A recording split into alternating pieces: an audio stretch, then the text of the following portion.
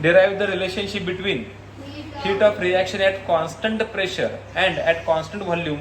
Derive expression delta H is equals to delta U plus delta NRT किंवा RT delta N असं म्हटलं तर चालतंय. तर तुम्ही मला सांगा, आता इक्वेशन तुम्ही जे बघितलं, काय इक्वेशन बघितलं आपण? एन्थाल्पी चेंजचं delta H is equals to delta U plus P delta V हे इक्वेशन बघितलं आपण आता. हे कुठलं इक्वेशन आहे? एन्थाल्पी चेंजचं इक्वेशन आहे. चेंज इन एन्थाल्पीचं इक्वेशन आहे. आता या इक्वेशन मध्ये मी थोडस छोटे छोटे ऑपरेशन्स करायचे. कोणते ऑपरेशन्स करायचे बघा. डेल्टा V म्हणजे कोण सांगा? Delta H is equals to delta U plus P V2 minus V1 आहे काय सांगा बरं? होय का नाही?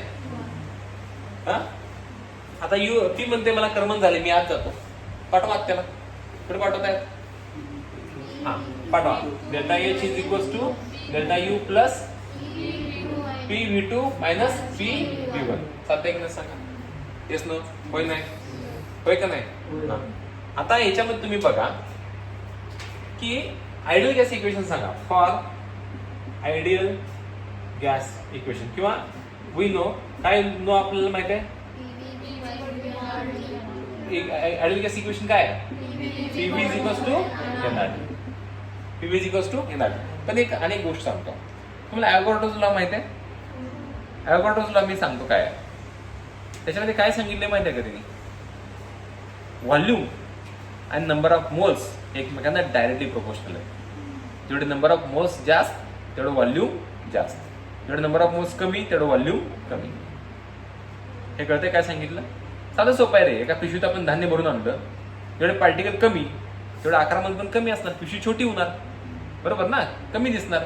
आणि भरपूर भरून आणलं, पिशवी भरून आणलं तर पार्टिकल जास्त, तेवढी पिशवी मोठी भरलेली दिसणार तुम्हाला.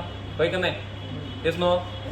याचा अर्थ नंबर ऑफ मोल्स म्हणजे N आणि व्हॉल्यूम ऑफ द गॅस म्हणजे त्याचं जे काय आकारमान असेल ते एकमेकांना कसं प्रोपोर्शनल आहे?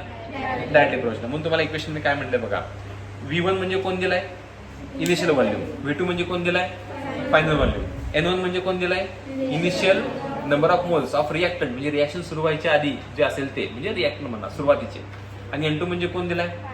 फायनल. आता आयडियल गॅस इक्वेशन जर वापरलं तर या इक्वेशन नुसार फॉर इनिशियल स्टेटला आपण काय म्हणणार सांगा बरं?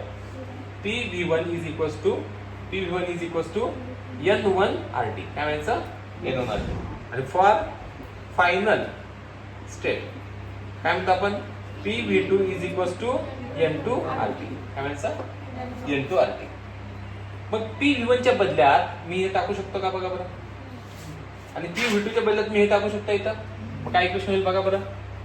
Delta H is equals to delta U plus बोला PV2 च्या बदल्यात काय टाकू मी? N2 RT minus N1 RT. आता बघा RT कॉमन आहे, इकडे पण आहे इकडे पण आहे. मग काय करूया? कॉमन काढूया, बाहेर काढूया त्याला. बघा बरं बाहेर काढूया त्याला. Delta H is equals to delta U plus N2 minus N1 RT. बाहेर काढला. आधी घ्या नंतर घ्या, तसं काय विषय येत नाही. आता मला सांगा N2 मायनस N1 म्हणजे कोण? डेल्टा N ना. बघा मग delta H is equals to delta U plus delta NRT.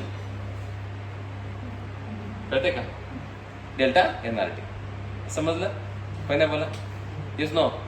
आता हेच मी अनेकदा सांगतो बघा. आता जरा वेगळ्या पद्धतीने सांगतो तुम्हाला. कुणासाठी सांगतो माहिती आहे? वर्क डन साठी सांगतो. याच्यामध्ये दोन्ही पण इक्वेशन संपून घेतो. एकदम सोपं आहे. ह्याच्यासारखंच ऑपरेशन्स करणार मी.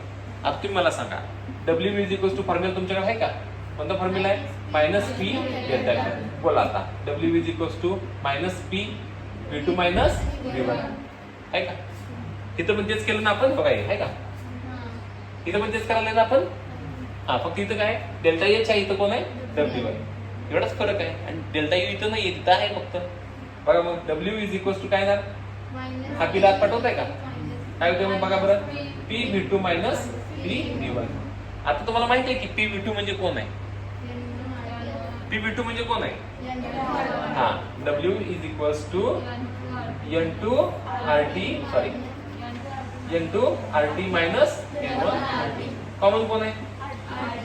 मायनस N2 मायनस N1 बोला RT.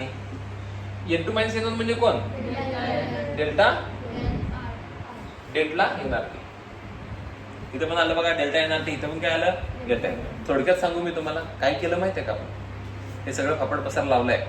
तुम्ही फक्त आणि फक्त P डेल्टा V काढला. काय काढला? आणि जागी काय आणला तुम्ही? Delta NRT. बाकी सगळे इक्वेशन आहेच की नाही? मग तुम्ही एवढंच केलंय बघा. PV is equals to NRT. PVच्या बदल्यात तुम्ही काय लिहू शकताय? NRT लिहू शकताय ना. तसं मग इथं P डेल्टा व्हीच्या बदल्यात तुम्ही काय लिहिला? Delta NRT. तुम्ही की हा डेल्टा व्ही घेतलाय म्हणून हा डेल्टा एन घेतलाय, कारण दोघे एकमेकांना डायरेक्टली प्रोपोर्शनल असतात. कुणी सांगितलं? अवघडच लॉनं सांगितलं. हे कळतंय का? हे दोन्ही विषय समजायला लागले. आता मी दोन इक्वेशन्स साठी मी तुम्हाला मजा सांगतो इथं. हे दोन इक्वेशन काय का? हे एक इक्वेशन आहे आणि हे एक इक्वेशन. आणि दोन इक्वेशनचे हे समजून घ्या. आता कधी प्लस येईल आणि कधी मायनस येईल बघा. आता समजा मी एक रिॲक्शन घेतो. कोणती रिॲक्शन घेतो? समजा तुम्हाला माहिती असणारी रिॲक्शन घेतो. समजा N2 plus 3H2 gives NH3. किती NH3 झाले? 2 तयार झाले. हा कुठल्या स्टेटमध्ये असतो? गॅस. हा कुठल्या स्टेटमध्ये? गॅस. हा कुठल्या स्टेटमध्ये? गॅस. इनिशियलला म्हणायचं N1. काय म्हणायचं? N1. आणि फायनलला म्हणायचं N2. कळतंय का? इनिशियलला N1 आणि फायनलला दोन्ही मधला फरक कळतोय का? समजलं का? सुरुवातीला रिॲक्शन सुरू करायच्या आधी काय म्हणायचं? N1. आणि रिॲक्शन संपल्यानंतर जे असेल त्याला N2. ह्या दोन्हीतला फरक आपण कोणत्या लेटरने दाखवतो? फॉर्म्युला सांगा delta एनचा. N2 minus N1. N2 minus N1. N2 किती आहे रे? 2. 2 आहेत ना. हे नंबर ऑफ मोल्स मोजा रे फक्त तुम्ही. किती आहेत? 2. वजा रिॲक्टंटची किती आहेत? हा 3 आणि हा आहे 4. 2 वजा 4 किती आला? वजा 2. आता बघा समजून घ्या. जर हे तर साईन मायनस आलं, वजा आलं, मायनस साईन आलं ना, होय का नाही?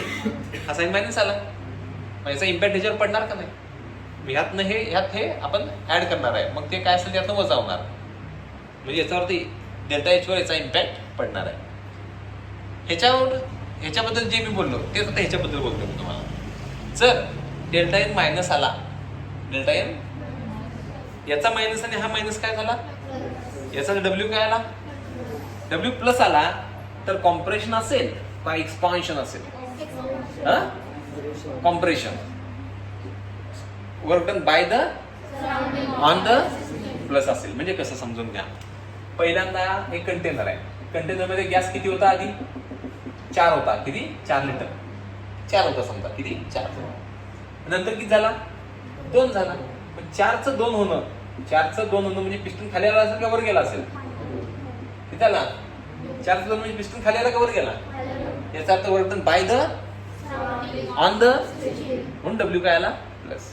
हे असं झालं असतं तर डेल्टा इन द पॉझिटिव्ह आला असता, तर डेल्टा इन पॉझिटिव्ह आला असता तर काय झालं असतं? डब्ल्यू निगेटिव्ह राहिला असता. याचा अर्थ पिस्टन मागे गेला असता. Work done by the system on the surrounding. Delta N च्या साईनवर ह्या सगळ्या गोष्टी डिपेंड असणार. बाय द सिस्टीम का बाय द सराउंडिंग. हे कळलं का? पहिला बोला येस नो. आणि ह्याच्यावर सेम आता जे मी सांगितलं ना, हे 2 इक्वेशन्स, ह्याच्यावरून प्रॉब्लेम बघणार आहे. आणि प्रॉब्लेम बघताना तुम्हाला लक्षात येईल की आधीचा व्हॉल्यूम किती होता, नंतरचा व्हॉल्यूम किती आहे, आधीचे नंबर ऑफ मोल्स किती आहेत, नंतरचे नंबर ऑफ मोल्स किती आहेत. आणि त्याच्यावरून तुम्ही सांगू शकताय की पिस्टन खाली आलाय का वर गेलाय, एक्सपान्शन होणार आहे का कॉम्प्रेशन होणार आहे, हे सांगू शकताय. डब्ल्यू वर सांगू शकताय की तुम्ही डब्ल्यू प्लस आला तर तुम्ही काय सांगणार आहे? कॉम्प्रेशन का एक्सपान्शन? कॉम्प्रेशन. आणि डब्ल्यू मायनस आला तर एक्सपान्शन. हे कळतंय तुम्हाला? समजतंय? म्हणजे change in number of moles of gas म्हणजे डेल्टा एन.